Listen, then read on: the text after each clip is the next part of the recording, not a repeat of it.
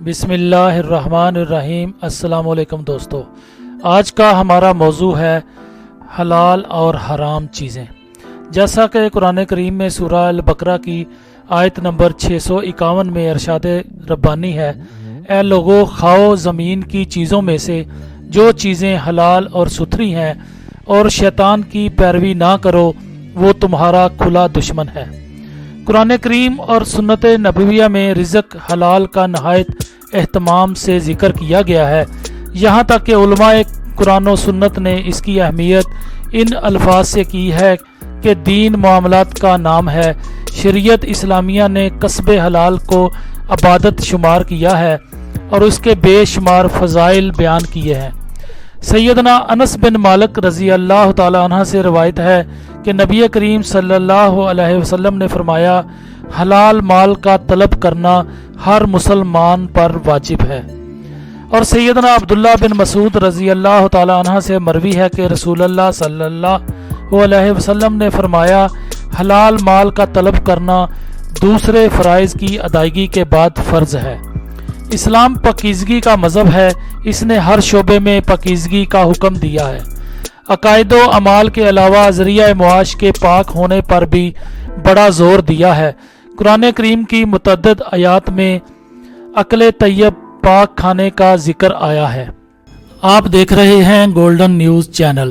برائے مہربانی ویڈیو کو لائک کریں، شیئر کریں اور کمنٹس باکس میں اپنی رائے کا اظہار کریں، اور چینل کو سبسکرائب کریں اور بیل آئیکن پر کلک کریں تاکہ ہماری آنے والی تمام ویڈیوز آپ باقاعدگی سے دیکھ سکیں۔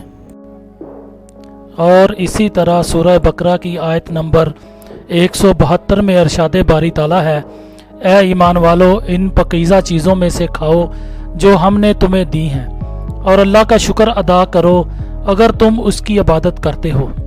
اور سورہ مائدہ میں آیت نمبر 88 میں ارشاد ہے، اور جو حلال پاکیزہ روزی تمہیں اللہ نے دی ہے وہ کھاؤ، اور اس اللہ سے ڈرو جس پر تمہارا ایمان ہے۔ اسی طرح سیدنا ابو ہریرہ رضی اللہ تعالیٰ عنہ کی حدیث ہے کہ رسول اللہ صلی اللہ علیہ وسلم نے فرمایا، اے لوگو، بے شک اللہ پاک ہے اور وہ صرف پاکیزہ چیز ہی قبول کرتا ہے۔ اللہ نے سارے اہل ایمان کو بھی وہی حکم دیا ہے جو اس نے اپنے انبیاء کو دیا ہے۔ قرآن نے حرام سے بچنے اور حلال حاصل کرنے کے لیے مختلف مقامات پر مختلف عنوانات قائم کیے۔ ایک آیت میں اس طرف بھی اشارہ ہے کہ انسان کے اعمال اور اخلاق پر بڑا اثر حلال کھانے کا ہوتا ہے۔ اگر اس کا کھانا حلال نہیں تو اس سے اخلاق حمیدہ اور اعمال صالح کا صدور مشکل ہوتا ہے۔ اور اسی طرح ایک اور جگہ پر ارشاد فرمایا، اے انبیاء کے گروہ، حلال اور پاکیزہ چیزیں کھاؤ اور نیک عمل کرو۔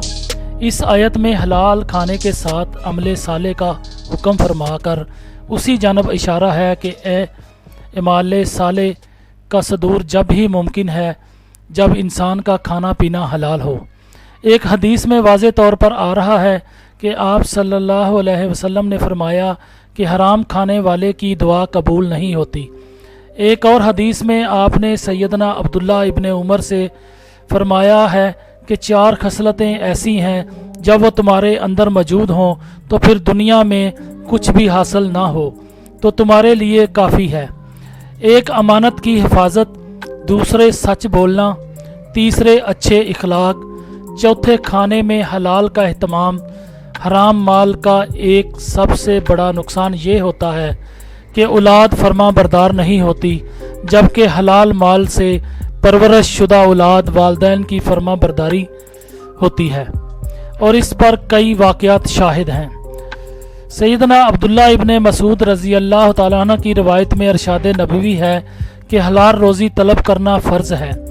اللہ تعالیٰ کے فرائض کے بعد اہم فریضہ کسب حلال ہے۔ سیدنا ابو بکر صدیق کی روایت میں ارشاد نبوی ہے کہ وہ جسم جنت میں داخل نہیں ہوگا جس کی پرورش حرام غذا سے کی گئی ہو۔ صحیح البخاری۔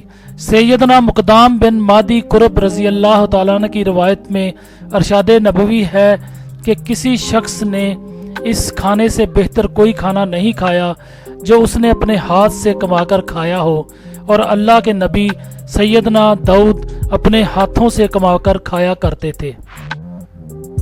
خود نبی اکرم صلی اللہ علیہ وآلہ وسلم کی عادت شریفہ تھی کہ ظہر کے بعد آپ بازار تشریف لے جاتے اور بازار کا معائنہ فرماتے۔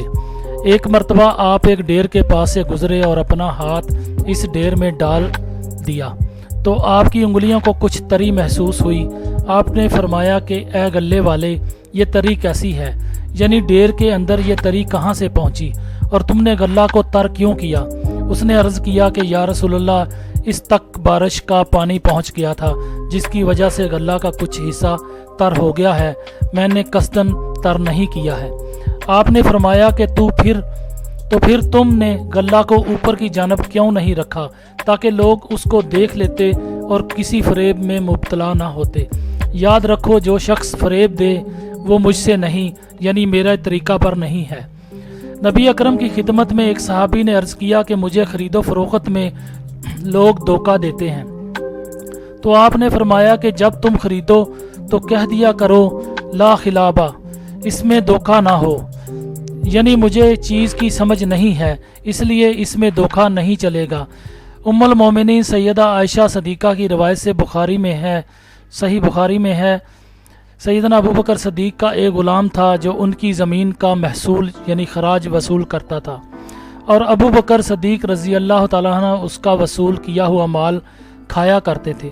ایک روز کی بات ہے کہ اس نے کوئی چیز لا کر سیدنا ابو بکر صدیق کی خدمت میں رکھی اور انہوں نے اس میں تناول فرما لیا۔ غلام نے ابو بکر سے عرض کیا، آپ کو خبر ہے کہ یہ کیا ہے جو آپ نے کھایا ہے؟ ابو بکر صدیق نے فرمایا نہیں، کیا ہے؟